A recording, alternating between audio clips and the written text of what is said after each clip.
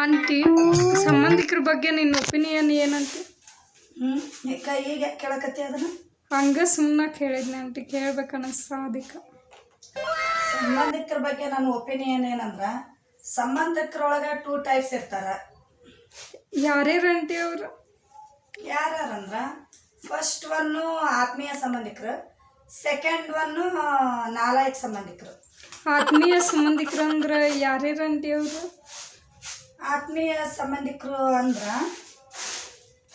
ಅವರು ನಮ್ಗೆ ತುಂಬ ಆತ್ಮೀಯವಾಗಿರ್ತಾರೆ. ಈಗ ನಾನು ಯಾವುದಕ್ಕೆ ಹೋಲಿಸ್ಬೇಕಪ್ಪ ಅಂದ್ರೆ, ಆತ್ಮೀಯ ಸಂಬಂಧಿಕರನ್ನ ತಟ್ಟೆ ಒಳಗೆ ಊಟ ಹಾಕೊಂಡಿರ್ತೀವಲ್ಲ, ಊಟ ಪೂರ್ತಿಯಾಗಿ ಉಂಡ್ರೆ ಅದು ಆತ್ಮೀಯ ಸಂಬಂಧಿಕರಿಗೆ ಸಂಬಂಧಪಡುತ್ತೆ.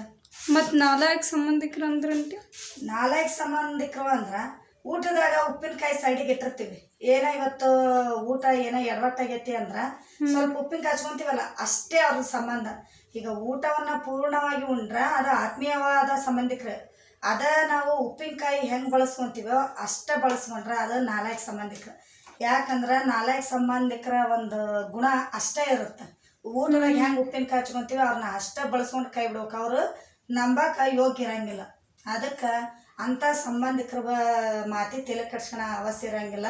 ಅದಕ್ಕೋಸ್ಕರ ಸಂಬಂಧಿಕರನ್ನ 2 ಟೈಪ್ಸ್. ನಮಗೆ ಬೇಕಾದವರು ಆತ್ಮೀಯರು, ನಮ್ಮ ಮುಂದೆ ಹಿತವನ್ನು ಬಯಸಿ ಹಿಂದೆ ನಮ್ಮಿಂದ ಬೆಂಚೂರಿ ಆಗ್ತಾರಲ್ಲ ಅವರು ನಾಲಾಯಕ ಸಂಬಂಧಿಕರು. ಅಂಥವ್ರನ್ನ ನಂಬೋದು ಮೋಸ್ಟ್ ಡೇಂಜರ್.